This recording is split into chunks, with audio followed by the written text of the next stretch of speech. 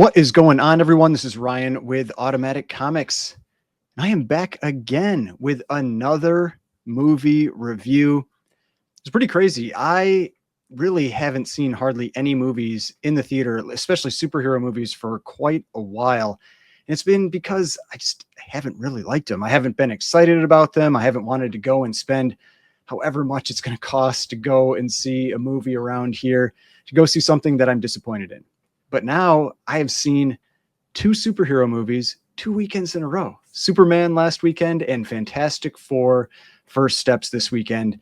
And I am happy to say that this is another great superhero movie. Another one that I really, really liked. And I know there's going to be people that think the movie's terrible. There's going to be people that think the movie's great.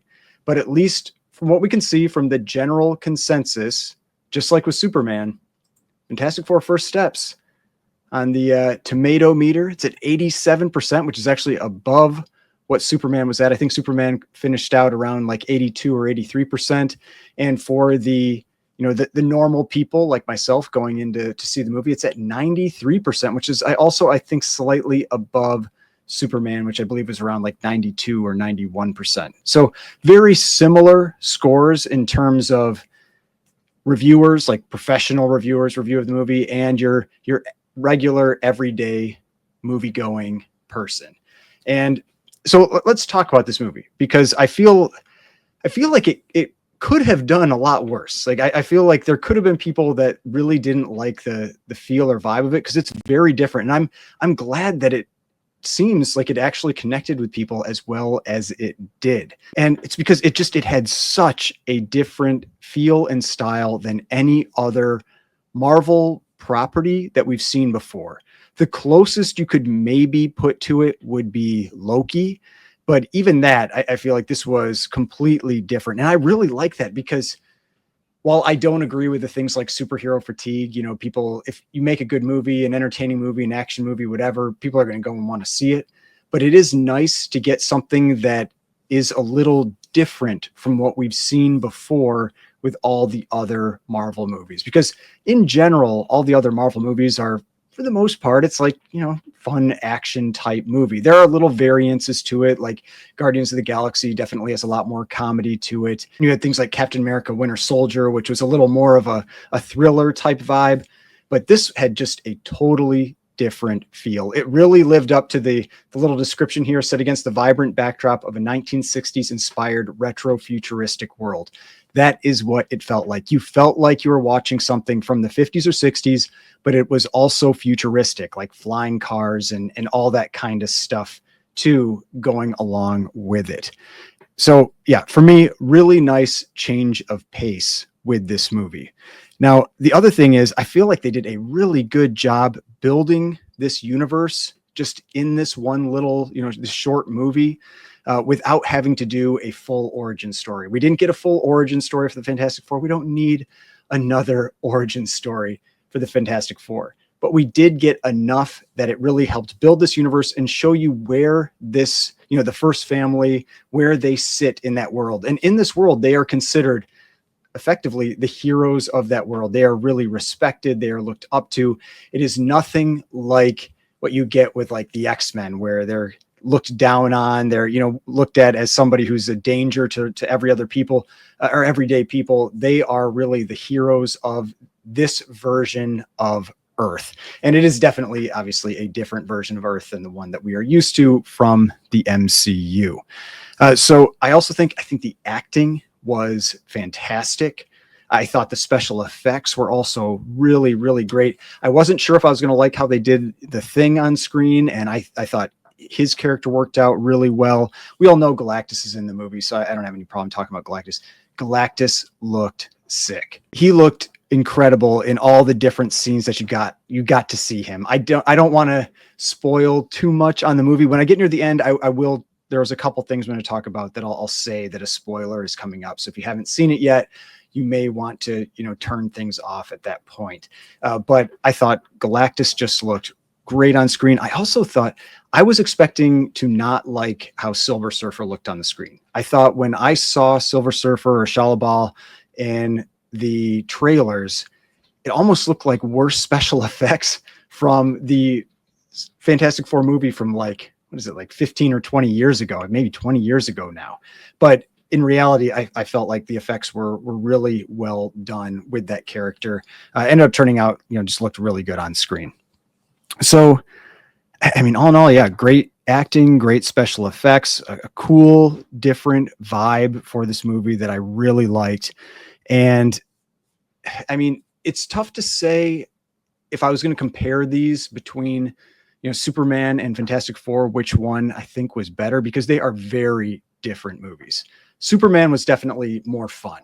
Like I'll say that. Like Superman was a more fun movie. Like it kind of has that, I don't know, just like the superhero action vibe, joking around, fun type movie thing going for it. And that was something I really liked with Superman. This one was almost like a little more serious tone to it, and definitely a very different feel. So it's hard to do a comparison of like which one was better. If I had to say like one that I enjoyed like sitting through more, it's probably Superman. I'll say I feel like maybe like just a little bit more of the jokes and things. And I think a big part of that was because of the Justice Gang. I think the Justice Gang is really what made me enjoy Superman maybe a little bit more. But I'd probably give the same rating for this movie. I think an 8.5 out of 10, which is what I gave for Superman, is very fair for this movie. I don't think it was a 10 out of 10. There were things that I still, and I'll get into that I didn't like, that I can still nitpick on or criticize on a little bit. But I really enjoyed this movie. But I do think maybe I enjoyed Superman just a little bit more. It's a little more fun in the theater. All right. So now I'm going to caveat this. All right. I'm going to be talking about some spoilers here. And so if you don't want to hear them, if you haven't seen the movie yet, if you care about going in without knowing anything, I recommend stopping here. So this has to do with some of my criticisms of this movie. And I can't do that really without getting into a little bit more detail on what happened. So I'm not going to go with my biggest criticism first. I'll leave that for the end. I'll say like one thing, like Johnny Storm, the way that they ended up connecting with this version of the Silver Surfer was through Johnny Storm. And so that's how like effectively they connect to her, and she ultimately helps them defeat Galactus in the end. Okay. And to do that, Johnny Storm had to decipher her original language based off of like one sentence. And I just have a hard time buying that. Like I'm sure there's some like linguistic experts or something out there maybe that can do something like that, but I don't know. Johnny Storm doing that in what felt like it was kind of like an overnight cram session, and then able to actually speak to her in her language. I had a hard time buying that. So that was just something where I was like, felt like they could have maybe done that in a different way where it felt believable, and it didn't really feel believable. I feel like they didn't really build out this Silver Surfer character quite enough. I'll say they probably did it a little more than they even did on the original Fantastic Four movie with Norrin Radd. But for her to ultimately help them in the end, I don't think she had quite the motivation I would have expected her to need to like turn on Galactus. And so that whole thing with Johnny Storm and her, and then her turning on Galactus, I feel like the motivation wasn't quite there to really get that to happen. So that was one thing. Another little nitpicky critique was just they ultimately go and visit Galactus out in space. Okay. And to get there, they use they call an FTL, or faster than light, travel ship.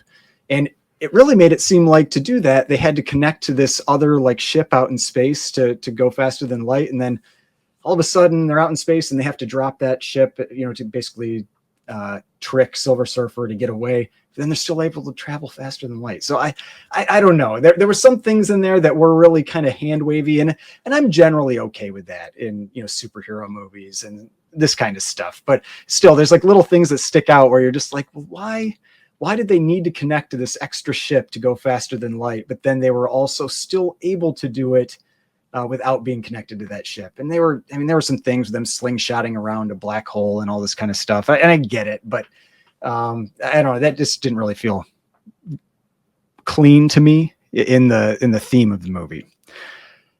The last thing, now this is a big spoiler. Okay. So the end credit scene. The end credit scene, there were two of them. If you want to stay for the first one is the important one. There was one at the very end, and they basically just played like the opening clip from the Fantastic Four cartoon. You don't really need to stay for that. If you want to stay and hear it, you know, that's fine, but you don't have to.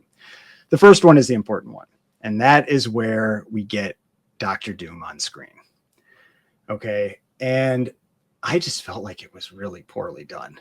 It felt the same to me as when we were watching the Eternals, and you got Blade like at the very end, and he's just like talking in the background. It felt like an afterthought in this movie, like not like something that was really planned out. And maybe it was planned out, but if it was, I just don't think it was planned out well. I'll say like probably one of the best, just like one of the best after movie clips that was ever done was when they introduced us to Thanos. And it's just like basically, you know, they say like he's courting death. I think that was the line. And then it just like kind of shows his face and smiling.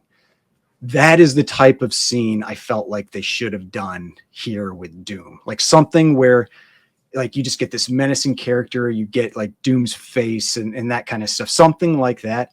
And instead it was him down over Franklin Richards, like just like looking at him. You just see the cloak from the back. And I don't know. It didn't give me that same like menacing, cool vibe that you got with Thanos. And, you know, this just like, or like the same cool vibe that you got when they were going to be building the Avengers the first time, when Tony Stark meets up with Nick Fury and that kind of thing. It didn't feel clean. It didn't feel like it fit. And it didn't feel like it was what we deserved with a character like Dr. Doom. And that was just my take on it. I wasn't overly impressed with that end credit scene. And I think that it should have been just something, I don't know, something more. Like I said, like I would have rather had him like sitting on his throne and they're talking about something where this goes in the back, like something that's like a risk in the future or whatever. But you didn't get that. I just didn't feel this like menacing thing from him. And I'll say like, I didn't like the look of the cloak, like little things like that. Is one of those issues where you know it when you see it, you know, and it's like if you ever watch the movie or the TV show, The Last Airbender, or if you ever watched like The Acolyte with Star Wars, it's problems where like their clothing looks too clean and it makes it feel like you're watching a play or you're watching something on the CW. Like there's just something where the actual outfit, the clothing, the character design or whatever that they use on screen just doesn't look right. And it didn't look right to me. And so that's my final little critique there. It's just something that it bugged me for what should have been like this like huge reveal. But hey, you know, you can't love everything that goes with the movies. But overall, like I said, I did really enjoy this movie. I'd give it an 8.5 out of 10. Same score as I gave Superman, but I did actually enjoy Superman just a little bit more. But I don't think that Fantastic Four deserves an 8. You know, I think it still deserves that 8.5. But let me know in the comments. What did you think? Have you seen this yet? How did you feel if you've seen it about the kind of the Doom reveal at the end? You know, did you like it? I mean, am I the only one that felt that way? I don't know. I'd like to hear what people think out there. But hopefully you enjoyed this video. If you did, please hit that like button, subscribe button, notification bell, and I will see you on the next one.